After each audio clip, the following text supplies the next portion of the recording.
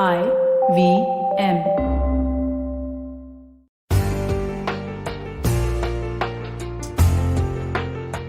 Hi, and welcome to Know Your Kanun. This is Amar from the Amrala Ventures, and welcome to another edition of the show. Now, in today's episode, I have another interesting personality with me who I came in touch apparently through Know Your Kanun, I would say, as a listener. She's a very, I would say, intelligent, very well versed individual on the subject of constitution. So, Priya, welcome to the show. And thank you so much for being with us. I would also want all of you to know that Priya is with the Zakir Hussain College and she deals extensively in political science and constitution. If I would say, Priya, would you like to introduce yourself in much more detail so that I could not do that justice, maybe probably of the kind No, of work you've that you done. do. Hi, Amber. Thank you so much for having me. And you've done. You've been very flattering. And no, so I teach political science at the Department of Political Science, Zakir Hussain College. Right. And thank you for that very generous introduction. I wish I knew the Constitution extensively. I can claim I know little. And thank you for having me here. No, wonderful, Priya. It's great. And let's start with today's conversation, and I've kept it very impromptu for Priya because, when I came and when Priya and I interacted for the first time, she had invited me to give a lecture on or a talk on, not a lecture on, to talk on certain aspects of, the LGBT rights And privacy, yes, diversity privacy. and privacy and all of that. And, Yeah. today it's going to be again an interesting topic where we talk about, you know, the human rights under, or given the current political scenario, the constitution and what it exactly stands for when it comes to your rights. So, Priya, let's start with your vision of what do you feel is the Indian constitution extensive enough to cover all the principles or the state principles, or I would say the basic human rights that one can look at? Yeah, I think I'm a huge admirer of the drafters of the Constitution. I'm a huge admirer of the text itself. I think it's a powerful text which has withstood time. But I also think that in the last, ever since the pandemic struck out, and even before that, there have been serious challenges to the constitutional vision. And I don't think that this is quite what the constitution drafters had in mind about accountability, about the state, about the relationship between rights and what the state should be doing and our claim over fundamental rights. So, yeah, great in spirit, but I think in the last at least 3 to 4 years, there has been a dip in that morality that the Constitution stands for. I somewhat agree with you on this, but I also feel constitution should be a document which is evolving, which is prospective. It cannot be one which is fixed and and not evolve. And to an extent, I would say yes, you're right that we have been stuck in time with some of our constitutional principles, but they've been wide enough to cover a lot of different aspects. Now, I'll start talking about different kind of laws which I feel could be problem areas. Right. I'll start with some interesting notes that the Constitution says there has to be a secularism in this country, correct? Yeah. And where they say that all religions preach equality, but then you have laws such as Sharia laws, right? Yeah. Or the Sharia criminal code in India. I would use the word. Why? So because there is a civil code which is used interjetically towards different areas of the country, and they say that religion equality and secularism comes in place when such things are used, or I would say the Protestant Christian experience. I'm using all different terms from the religions because these are some of the terms that people look at, because English constitution makers never imagined that in a country so diverse as ours there could be these teething problems, though principally the constitution seems to have have everything in place. And third is, if I would talk about the concept of dharma, and that has also been incorporated in the constitution. So don't you think there is a striking contrast when we talk about all of this, when religion and constitution comes into picture? What would be your view on this? Well, I think the challenge of secularism is, like you just pointed out, that nothing can be fixed. And the vision of secularism that we had when the constitution was being drafted was to grant minorities a certain sanctuary, minorities a certain right, but also for the state to distance itself from religion. And that's why what you just referred to, personal law, the fact that there is in fact no uniform civil code, and the fact that personal laws continue to govern religious communities. And while there are I mean, there are sexist, patriarchal overtones to each of these personal laws. I do believe that these are things which have to be negotiated over time. And therefore, the idea of a uniform civil code is very problematic in a country as heterogeneous as ours. And we do know that when the constitution was being drafted, the uniform civil code was, I love that word which Austin uses in his book, the Hindi walas, the Hindi walas who wanted Hindi as a national language, Correct. the Hindi walas who wanted cow slaughter to be inserted, and the Hindi walas also wanted the uniform civil code. And therefore, I think the genius of our constitution is that it's there, but it is not something which the state is emboldened or obliged to do. Fundamental governance, that's what the directive principles of state policy are. But over time, I mean, I think it has to be deferred and negotiated over time. So yes, I mean, the question that you've just raised is a fundamentally explosive one. The S word, the secularism word. Correct. But I mean, even if you look at Article 25, the fact that Hindus includes Sikhs, Jains, Buddhists, deeply problematic. And, let's go back to 1948 when Sikhs burnt the constitution because they felt that we are not Hindus, hum Hindu nahi hai. And the denial of that identity. But these things have to be negotiated over time, and that's what I think constitutionality is, that you negotiate with the state over your identity, over your space, over your privacy. And so yes, takes time, but we do get there. No, but of course, this is more on the political side of things. I would say the political contrast of the country is such that I would say it takes a turn for how the wind in the country is politically aligned for it to extend. And as you said, that there are different things to be seen at, different things to be looked at. But if I highlight the Uniform Civil Code, or if I highlight such other legislations, and let's look at the constitutionality of the NRC, which I have spoken about greatly on my shows earlier. And then let's compare the directive principles of state policy. Okay. The directive principles of state policy, very well, the biggest flaw with them is that they are not mandatory or they are not enforceable. I mean, in terms of a legal condition on the implementation part, there is hardly anything that directs. All right. They're mentioned as duties, but there is no actual binding condition on the implementation part. Yeah. So don't you feel that also puts your the whole idea of having so many articles being not given the due, where your directive principles of state policy, which actually give a framework, are really not catering to that. And number two, when I talk about something like NRC, right? Where you people said that the law is secular in terms of how it's being implemented, but the way it could be misused was one of the topics that was discussed extensively. Now, in the light of constitution, and I only look at the drafting of law and how it is implemented, don't you feel that it does not violate one's or does it violate one's constitutional rights as a human rights provision? What do you have to say in contrast to those? Because all the countries around the world, the point of proving yourself to the country in terms of documentation, let's just keep it to that, is also one of the topics which all of them are in favor of. But in India, we know, due to whatever political reasons the issue was, which I'm keeping aside, but from a constitutional perspective, what is your viewpoint? The country erupted with the NRC when it came into perspective, and there was this whole hullabaloo about, and rightly so, that one cannot communalize citizenship. Correct. But absolutely. But I just want to take a longer view of that and go back to the constitution itself. And when the you would know this better than me.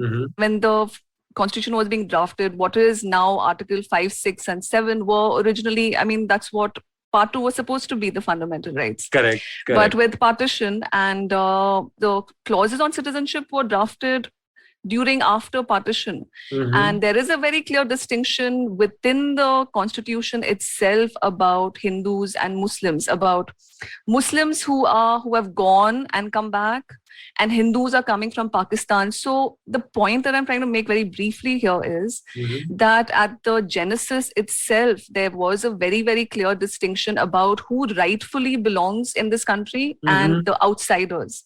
And it's done in a very coded way. There was widespread debate in the Constituent Assembly when they were being drafted, because it was very clear that these are specifically addressing Hindus and Muslims separately.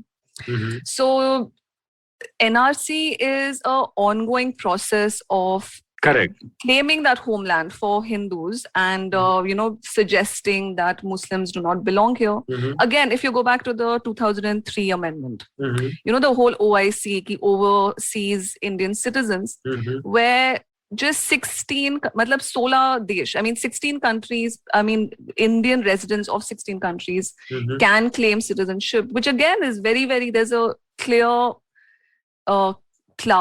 caste division over there, because we know that Indians have been migrating to the USA, to Canada, to other parts of Southeast Asia, to Africa, but their claims over citizenship are sort of dented in comparison to these OIC countries. So yes, I think citizenship has been a communal issue. And that's also because we have been sort of trying to come to terms with the fact about really who's an insider, who's an outsider.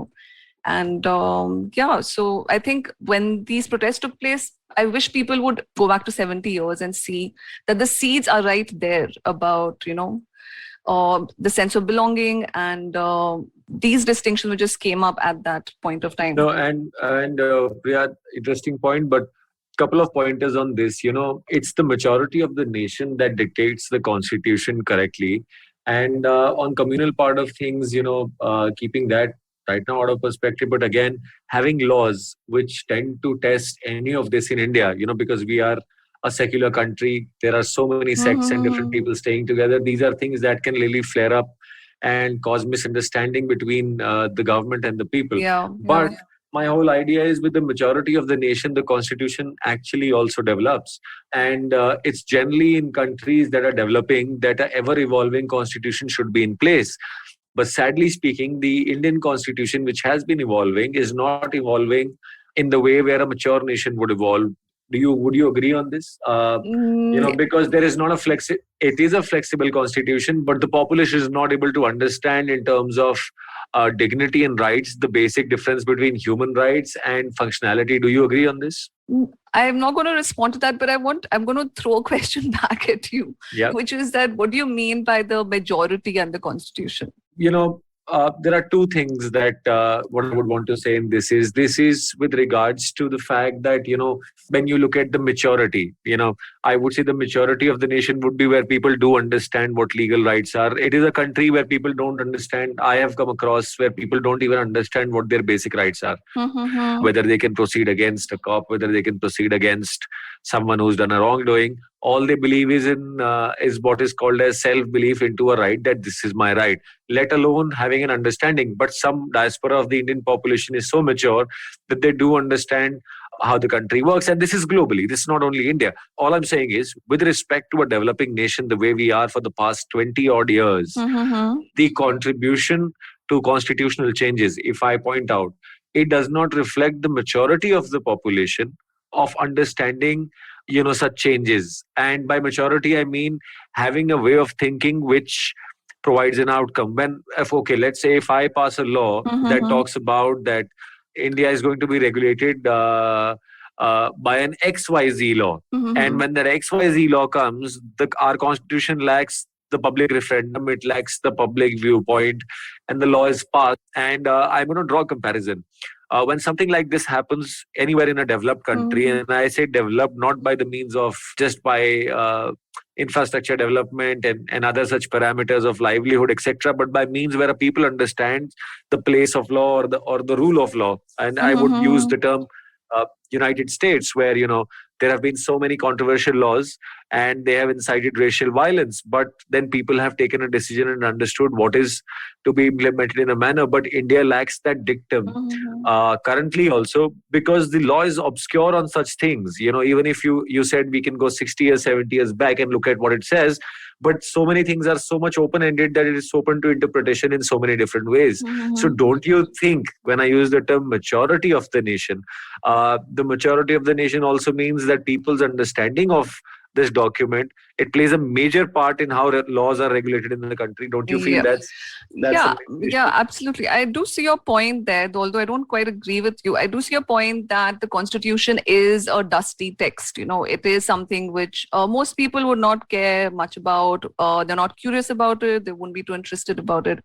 But I don't think the onus of that lies on, the general people. Mm-hmm. So just to shift the gaze, look Mm-hmm. at our parliamentarians. I mean, these are the people who have signed up to draft laws. Right. So I would expect greater responsibility, greater accountability, the onus is on people who are actually, who have agreed to take on this onerous task of drafting laws. Mm-hmm. But if you look at, forget about the constitution, if you just look at the level of debate, even in the parliament, Mm-hmm. it's at a abysmally low level. So I think if rather than comparing levels of maturity between America and India, which I think is a very flawed comparison. Mm-hmm. If you just look at how intensely things are even debated in Parliament, jahan par the Parliament now is just a lawmaking machine. Mm-hmm. It just goes in through that procedurally. Yes, it is constitutional. Yes, they're following those protocol, the rules, the Lok Sabha, Rajya Sabha rules. But it is not how the Parliament was designed to be. The Parliament was designed to be a place where people sit and debate.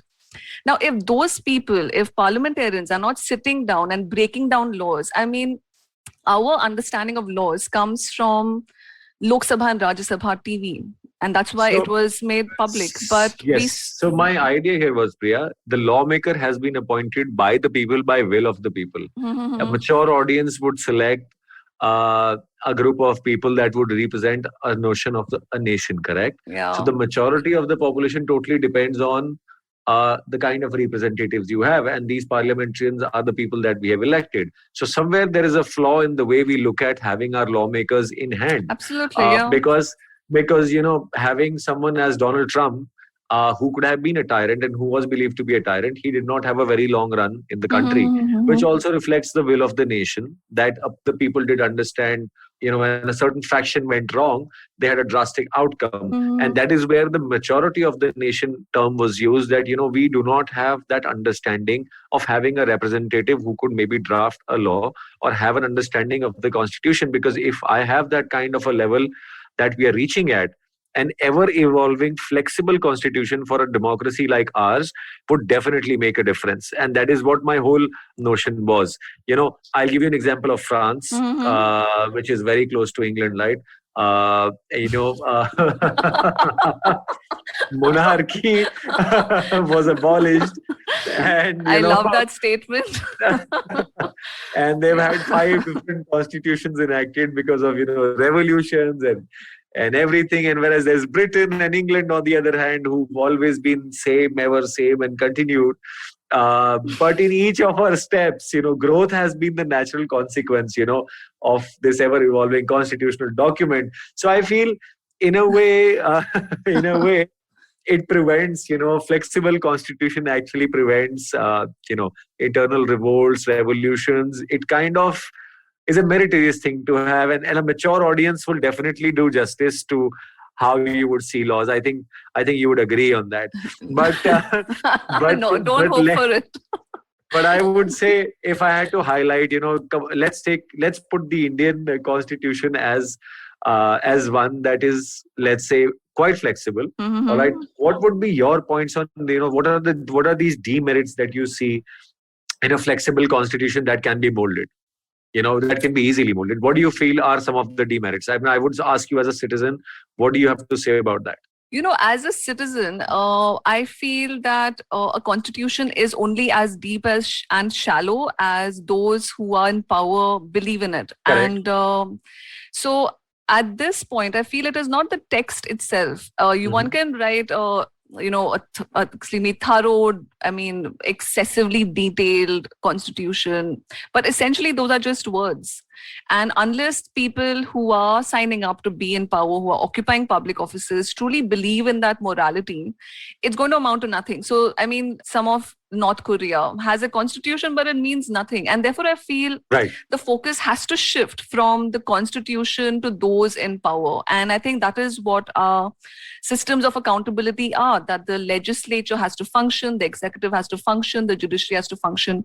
So if you were to, rephrase that question and say, what was it that you would like? I would like accountability. Correct. I would like a parliament which actually functions during a pandemic. Everything is online. You and I are online. Mhm. But there is no reason, no excuse to my mind that why parliament is not going into virtual mode. And I think those are the things where flexibility demonstrates. So 70 years ago, nobody knew this, that, Right. and they couldn't possibly have put in a clause, that Right. you Right. have to shift to an online mode, or, A digital platform. that's absurd. But these are the points where you think that the constitution is meaningless because Mhm. people in power aren't really adhering to that vision. They're not Mhm. they're not putting people at the center of it. Right. And therefore, I think it's not about the text, but it's about people. It's about the government and its accountability and its vision of the state and of people and their rights. Okay. So I somewhat see what you're trying to demonstrate is perfectly fine here, because those are some of the parameters which, a stable nation would look at, and so would the people for the smooth functioning. Now, I would say instability, and the instability because of a flexible constitution that comes in is because it can be easily amended, right? I mean, I don't see so many constitutions around the world to be amended so frequently and easily if something new has to be brought in power. Yeah, Right. yeah, So quite there is a flexible. huge, it is. But, again, we are a developing economy. We are not still so developed in a stage. Again, I use, political will maturity, public maturity, that I would say let's fix it because our principles are set. We are still a multi-diverse society, which is constantly changing. But it is liable to fall prey to, the whims and fancies of political demagogues, Absolutely, who are moved by passion rather than emotion, I would say. And that is something which is damaging. Secondly, what do you think about it being an instrument in the hand of the judiciary, or I would say the judicial sect? How do you feel this could be dangerous? Or also, politically backward people, I mean, I would use that term because politically backward means someone who does not understand the political will, as we spoke. So I would say the politically backward people of the country. What do you have to say about these two topics? Because I always talk about articles. I can talk about Article 14. I can talk about 15. I can talk about 16. But when I do ask people, do you understand what this article does for you? But in practice, none of it is enforced to any level. Whether you look at diversity inclusion, whether you look at LGBT rights, and those are the ones which millennials associate with the most. Or where you look at sexual harassment, you look at such laws which are based on emotion more than reason. Right, where they have to be, especially it flares up emotions in India, but then it dies down because people don't really care about how it is a bigger problem than what it does not seem like. But such stuff, in light of this, what would you have to say? Yeah, so just to start off with a joke, I was politically backward for a very long time. So Correct. just to put myself there, that Correct. I had very little, when I was growing up, very little understanding of politics. And it's only when I started, when I went to college, that I really understood things around me. Right. But so the second thing is that I think you have very high standards and expectations of, and rightly so, I think people should be equipped to know what the Constitution stands for. And I'm very happy to share that. I'm thinking of doing a podcast precisely about this, that yes, we know our articles, but what does it really mean to me? What does it really mean to my neighbor? What are the things that I can do and what I can't do? So yes, I think these conversations, and I think that's where your show is great, because people are talking about law and are aware of that. So you've done a great job in doing that, just about legal awareness. But having said that, I feel sorry, what was your question? I've lost the question. Could you just say that again? No, my question was majoritarily around the fact that when we look at advantages, disadvantages and stuff like this, and when I say political backwardness comes into picture, and how judges etc. hold, the judiciary also holds. They hold the power in the hand. In a flexible constitution, as a drawback, especially knowing that people are not politically so upfront about, or I said politically educated about this, what would you have to say? Because, Mm, when you stand before any court of law, it is your duty as a citizen to know the law.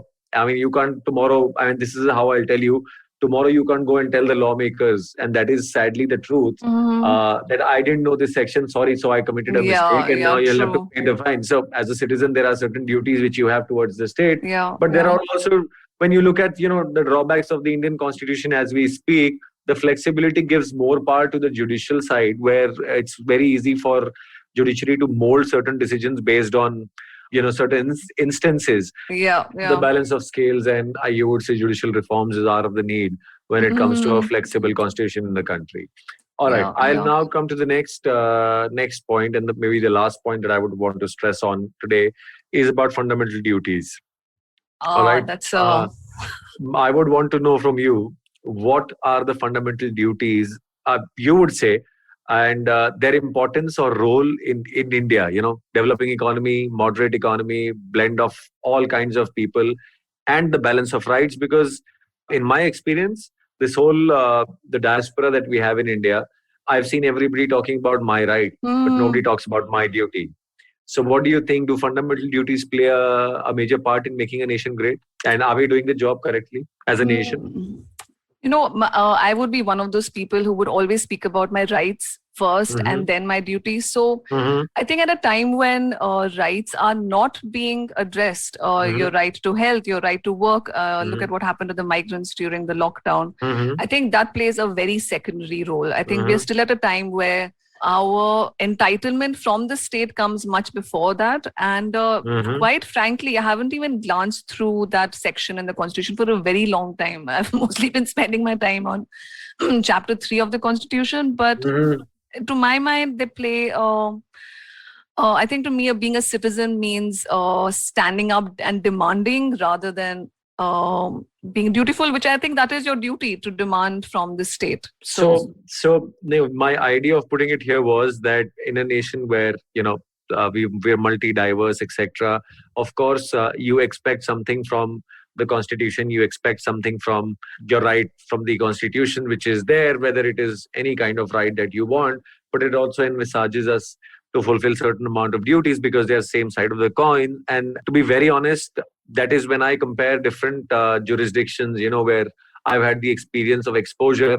The courts entertain rights, mm, but they also lay huge stress on duties, which has been absent in India since 1971. Prior to that, there was a huge amount of balance between the two, which did exist.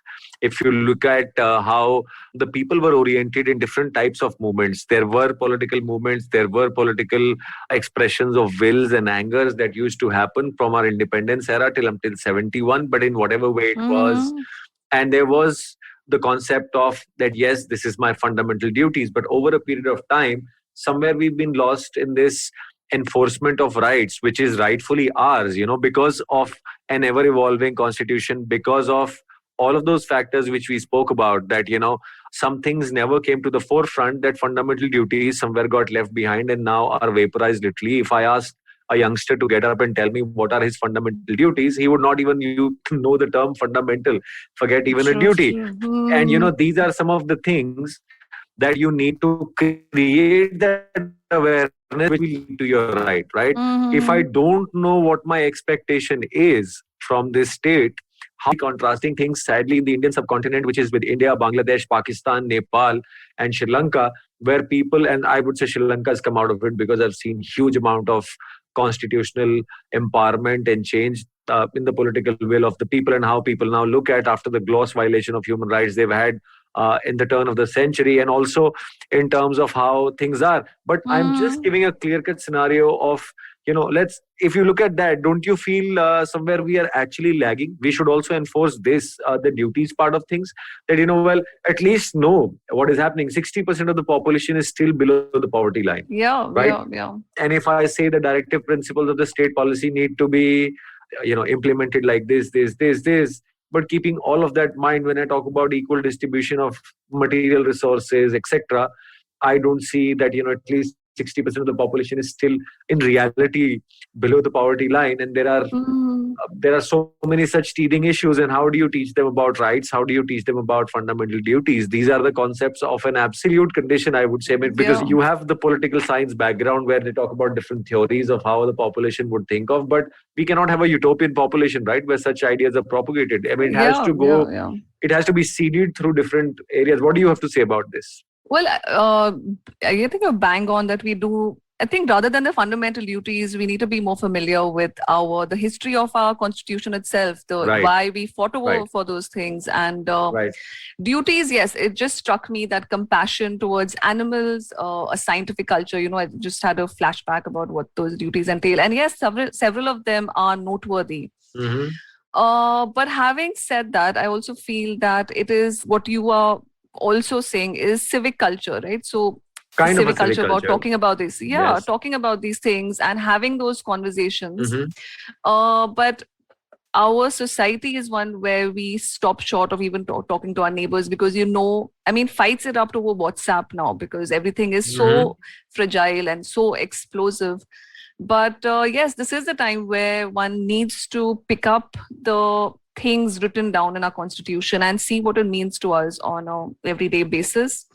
And it is a hard task to live up to them. And forget about the duties, fundamental rights, if equality before law, something as simple and basic as that is extraordinarily hard to even accept. As a society, we're so casteist, sexist, that I think that exists at a very utopian level. We inherently believe that there is no equality. And I think that's manifested in so many ways in the way we structure our worlds. And to go back to the conversation where we started off about RWAs, that inherently hierarchical world that we live in. So yes, we do need a constitution to, push those hierarchies out. But I think the real question is who's doing that and who's interested in looking at the constitution and talking about it. Correct. And but I do see your point and agree with that. No, absolutely. And Priya, I think there was a wonderful discussion we've had on some of the things, and I would say it was a pleasure having you. We'll continue our interactions and have more of these comparisons and discussions to highlight to the Indian public. I would again say to the people that, the access to technology, the access to such consequential stuff is now many-fold times available. And people should access all of this to make themselves literate by reading such stuff. An excuse of any nature, and I would use all kinds of different countries where, and why I use them is because we still have much more potential. The 67% of population is still under the age of 40. It's still very evolving. We have a huge potential. We should constantly be educating ourselves on these issues, because a greater nation is built by the government, not by the government, but by the population that exists. And whenever my listeners ask me, sir, उसने ऐसा नहीं किया, but आपने वो काम किया जो उसको enable कर सके करने के लिए. That is always my answer to everyone who approaches me in court of law, that please help yourself first by knowing what would help your cause, rather than seeing the outcome of what happens. Because if we have a united will of questioning ourselves over the rights that exist for us and over, these points that create a flashpoint, we'll have a better nation, because then the accountability rises in if you have the right to question and ask. And that is why the importance of knowing the law is of utmost importance before challenging it, so that you can have the accountable person stand before you and you have him cornered rather than you yourself getting cornered by such lawmakers. So pleasure chatting with you, Priya, and great to have you. And thank you for having me. Thank you so much. And so my show on the Constitution is in the pipeline, and it is about the Constitution, about rights, about people challenging the Constitution and making it applicable to their lives, and about everyday stuff, things you eat, sex, children, pornography, privacy. So thank you for having me, and it's been great talking to you. Yes, thank you. Same here as well.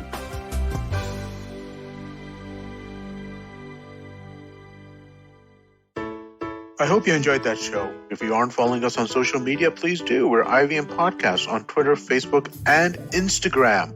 We'd like to thank the sponsors on the network this week. Thank you so much to Cred, CED, and Global Victoria. Without you guys, this thing would not be possible. So, on the note, Maruk Inayat gives us an overview of the potential Twitter ban in India. On this round is on me. Gauri Devi Dayal was joined by actor-producer Poorna Jagannathan to talk about her career in Bollywood, Hollywood, and theatre. She talks about the upcoming season of the show Never Have I Ever. On Cyrus Says, we had legendary musician Usha Uttup.